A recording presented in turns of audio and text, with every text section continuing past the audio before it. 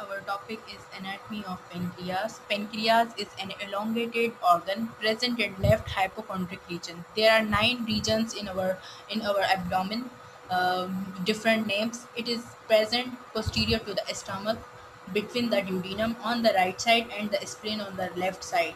It is या हम यूँ भी कह सकते हैं कि पेनक्रियाज जो है वो एक एक्सेसरी डाइजेस्टिव ग्लैंड है।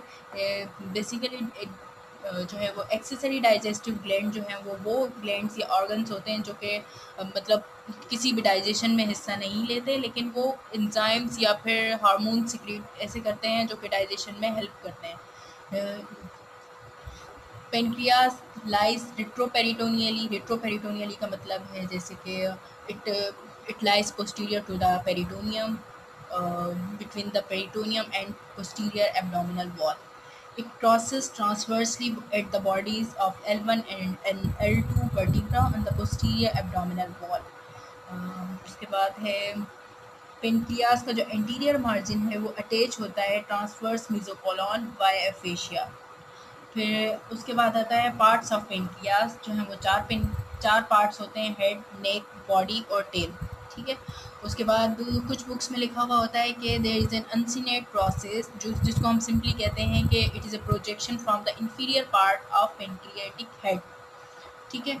और पेनक्रियास जो कि मैंने कहा कि पोस्टीरियर एब्डोमिनल वॉल में होता है और रिट्रोपेरिटोनियली प्रेजेंट होता है, और सी शेप जो हमारी ड्यूडिनम होती है उसका हेड जो है उसमें फिक्स होता है। ठीक है। उसके बाद फिर इसका ये है जो कि इलोंगेटेड और एक्सपेंडेड बॉडी है वो मतलब उसकी हेड है, और उसके बाद बॉडी आती है, उसके बाद टेल आता है। जो कि एक्सपेंडेड पार्ट है वो हेड है, उसके बाद बॉडी देन टेल। कुछ बुक्स में ये भी लिखा हुआ होता है कि बॉडी और टेल के बीच में एक नेक भी होती है। ठीक है। और लिवर के बिल्कुल नीचे की तरफ प्रेजेंट होता है। लिवर जो है वो हमारा राइट हाइपोकॉन्ड्रिक रीजन में प्रेजेंट होता है, लेकिन पेनक्रियास जो है वो हमारा लेफ्ट हाइपोकॉन्ड्रिक रीजन में होता है। उसका कुछ पार्ट जो है वो राइट हाइपोकॉन्ड्रिक रीजन में हो भी सकता है, लेकिन कुछ बुक्स में ये मेंशन नहीं है।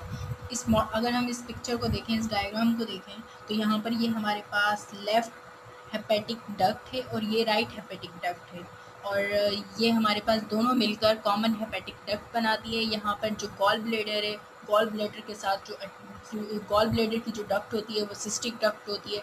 जो कॉमन हेपेटिक डक्ट और सिस्टिक डक्ट मिलके हमारे पास कॉमन बाइल डक्ट बनाती है।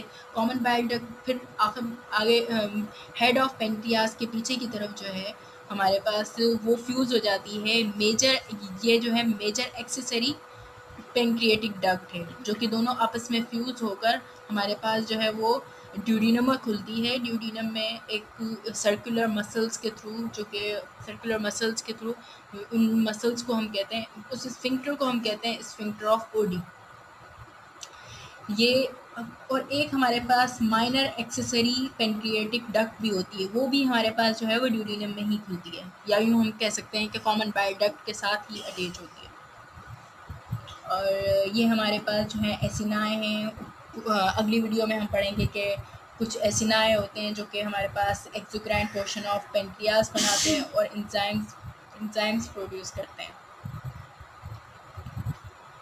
और कुछ आइलेट ऑफ लैंगरहैंस सेल्स होते हैं जो हमारे पास जो है वो हार्मोन सिक्रेट करते हैं। अल्फ़ा सेल्स प्रेजेंट होते हैं, उसमें बीटा सेल्स प्रेजेंट होते हैं, डेल्टा सेल्स प्रेजेंट होते हैं। अल्फ़ा सेल्स जो हैं ग्लूकोगॉन प्रोड्यूस करते हैं, बीटा सेल्स जो हैं वो इंसुलिन प्रोड्यूस करते हैं, और डेल्टा सेल्स जो हैं सोमेटोस्टेटिन प्रोड्यूस करते हैं।